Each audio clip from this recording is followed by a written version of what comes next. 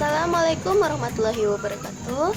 Bersama lagi saya Anggisa Putri Maulani dari kelas 1B Akuntansi Manajerial.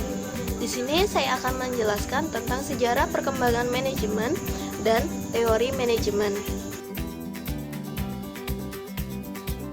Sejarah perkembangan manajemen. Sejarah perkembangan manajemen ini tidak jauh berbeda dengan perkembangan manusia itu sendiri. Artinya manajemen telah berlangsung sejak manusia itu berada di bumi ini. Seiring dengan perkembangan dan tuntunan manusia untuk memenuhi kebutuhan hidupnya. Contohnya seperti pada zaman purba atau zaman batu, manusia menggunakan keterampilan dan keahliannya membuat alat-alat dari batu guna untuk merelasikan tujuan hidupnya.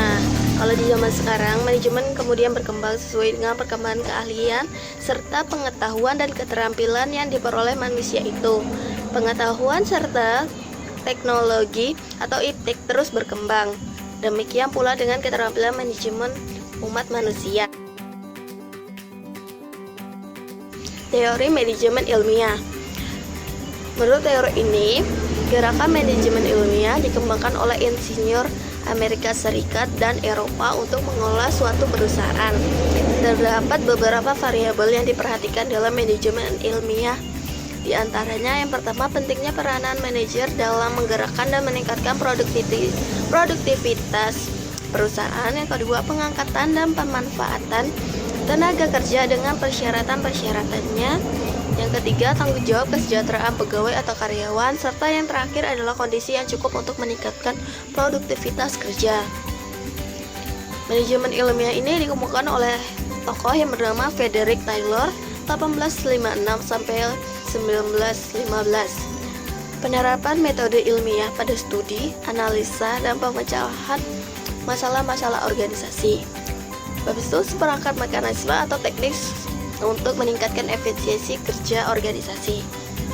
Prinsip dasar penerapan pendekatan ilmiah pada manajemen ini menurut Frederick ada yang pertama adalah pengembangan metode-metode ilmiah dalam manajemen, terus seleksi ilmiah untuk karyawan, terus pendidikan dan pengembangan ilmiah para karyawan, serta yang terakhir adalah kerjasama yang baik antara manajemen dan karyawan.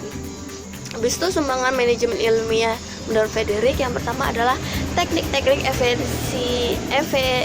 efisiensi menyebabkan kegiatan dapat dilaksanakan lebih efisien. Yang kedua, seleksi dan pengembangan ilmiah karyawan menimbulkan kesadaran pentingnya kemampuan dan latihan untuk meningkatkan efektivitas karyawan, serta yang ketiga, desain kerja mendorong manajer mencari cara terbaik pelaksanaan tugas.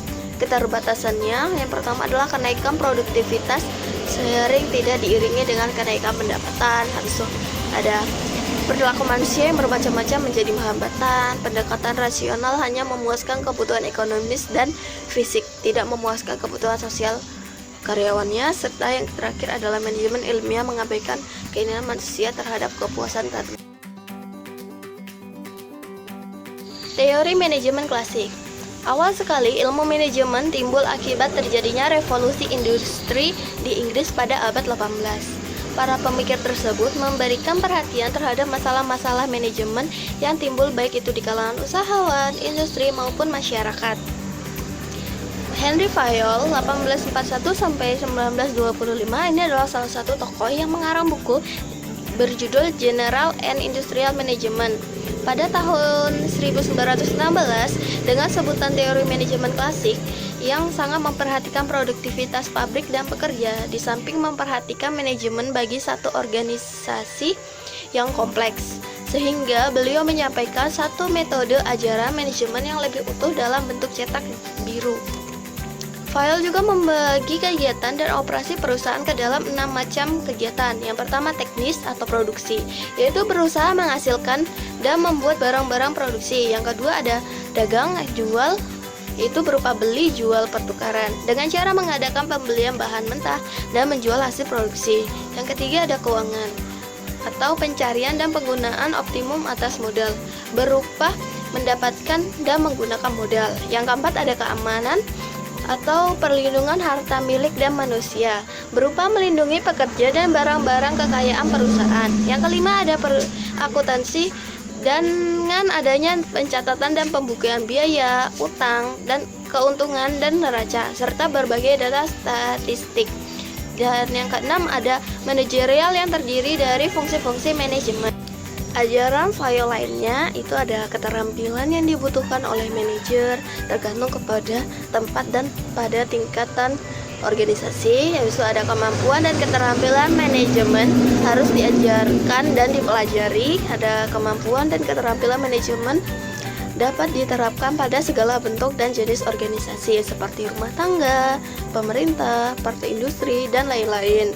Serta yang terakhir adalah prinsip-prinsip manajemen bersifat luas sehingga dapat disesuaikan pada keadaan yang dihadapi.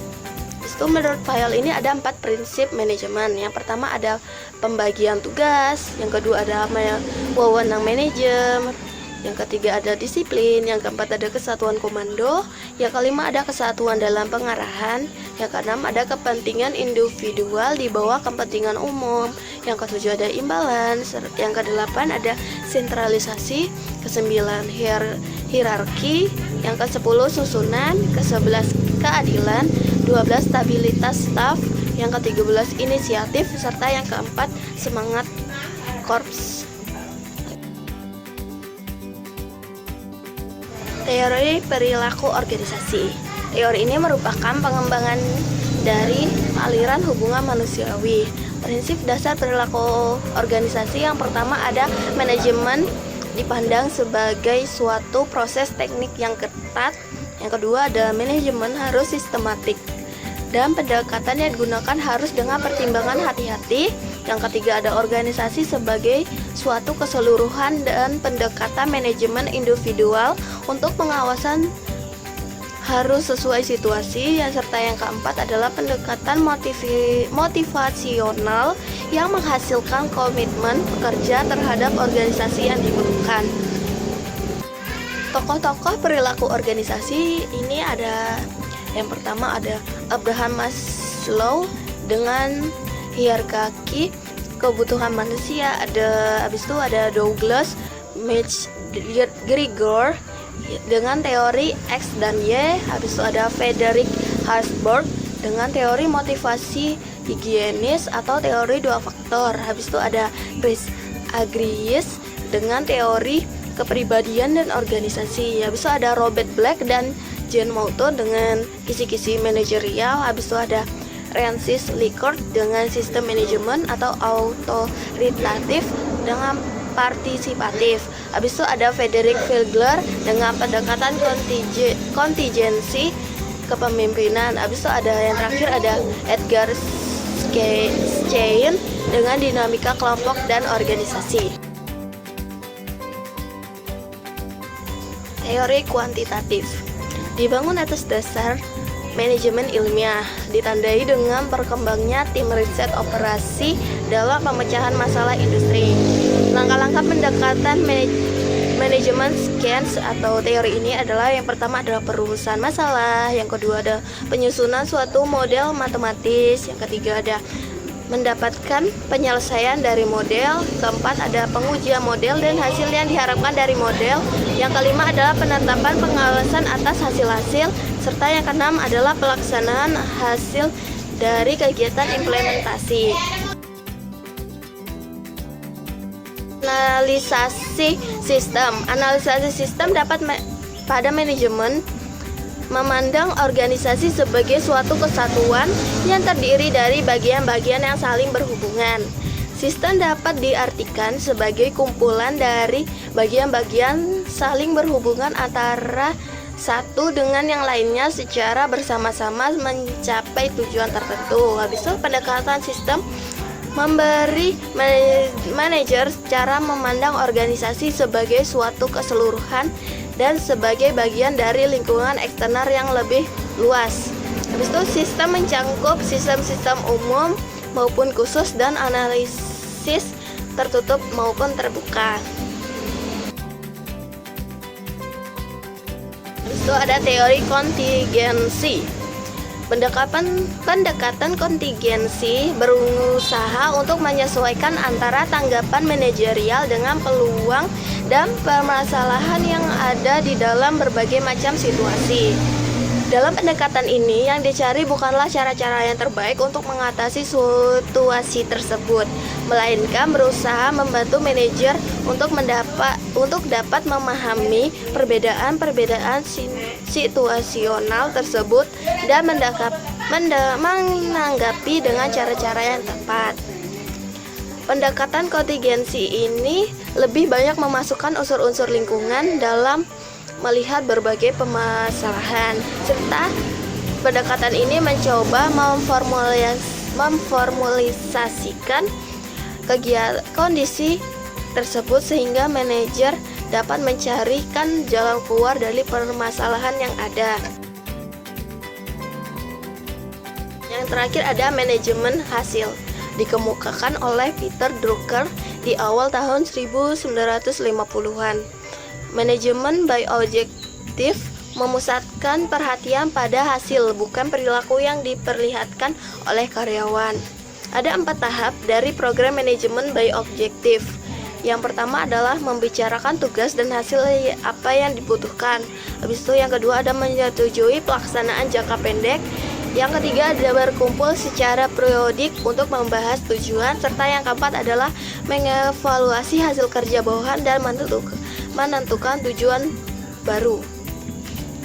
Keburukan manajemen ini adalah yang pertama, untuk beberapa tugas MBO sulit menentukan tujuan yang tepat. Habis itu MBO ini hanya akan mensukses jika semua pihak mau berpartisipasi.